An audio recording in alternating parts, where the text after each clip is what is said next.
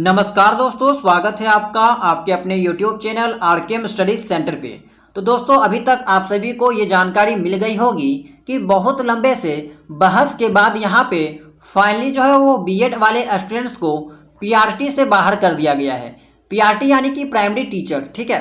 तो यहाँ पे बहुत लंबे समय से सुप्रीम कोर्ट पे इस चीज़ को लेकर बहस हो रही थी एंड फाइनली जो है वो इसका रिजल्ट आ चुका है। यहाँ पे जो है बीएड वाले स्टूडेंट्स अब जो है वो पीआरटी का फॉर्म जो है वो नहीं फिलअप कर सकते हैं, ठीक है। तो अब बात आती है कि वैसे स्टूडेंट्स जिन्होंने बीएड कर रखा है वे लोग जो वो सीटेट का फॉर्म जो फिलअप होता है दो पेपर में, पेपर 1 और पेपर 2, तो क्या ऐसे स्टूडेंट्स को यहाँ पे पेपर 1 का एग्ज़ाम देना चाहिए?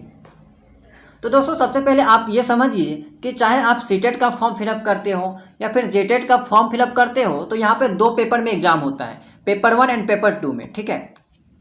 पेपर 1 का जो एग्ज़ाम होता है वो क्लास 1 से लेकर 5 तक के टीचर बनने के लिए होता है एंड पेपर 2 का एग्ज़ाम जो है वो क्लास 6 से लेकर 8 तक के टीचर बनने का होता है।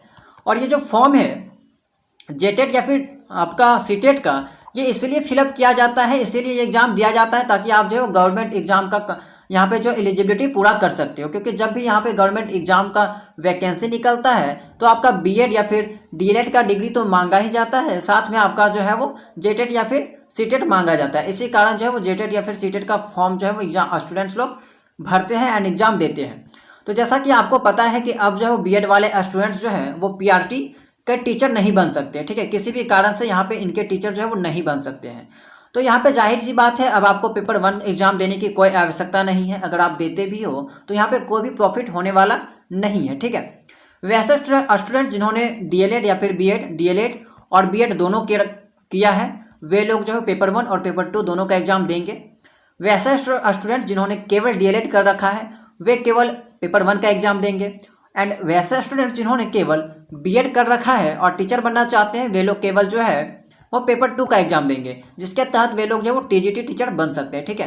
क्योंकि जब से ये अपडेट आया हुआ है बहुत सारे स्टूडेंट जब लगातार मैसेज कर रहे हैं कि हमने जो बीएड कर रखा है तो सीटेट का दोनों फॉर्म भरना यानी दोनों पेपर का फॉर्म भरना क्या उचित होगा, दोनों एग्ज़ाम देना क्या उचित होगा। तो अगर आपने फॉर्म भर रखा है तो आप एग्ज़ाम दे दीजिए, लेकिन आगे से जो है वो आपको यहाँ पे इसकी आवश्यकता नहीं पड़ेगी और यहाँ पे इसका जो है वो कोई भी प्रॉफिट नहीं मिलने वाला है, क्योंकि यहाँ पे कोई भी आपका जो है वो पीआरटी टीचर बनने का चांस जो है वो अब नहीं है, ठीक। तो दोस्तों, आई होप कि अब आपको ये चीज़ अच्छे से समझ में आ गया होगा कि बीएड वाले स्टूडेंट्स को पेपर 1 का एग्ज़ाम क्यों नहीं देना चाहिए। तो यहाँ पे आई होप कि ये जानकारी आपके लिए हेल्पफुल रही होगी। अगर आपको इससे रिलेटेड कोई भी डाउट है तो आप लोग जो है वो कमेंट सेक्शन में पूछ सकते हो या फिर टेलीग्राम में ग्रुप बना हुआ है वहाँ पे भी डिस्कस कर सकते हो।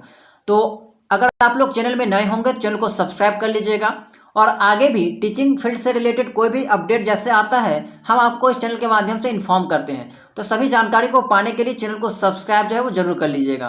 तो चलिए मिलते हैं हम लोग नेक्स्ट वीडियो में किसी नए अपडेट के साथ।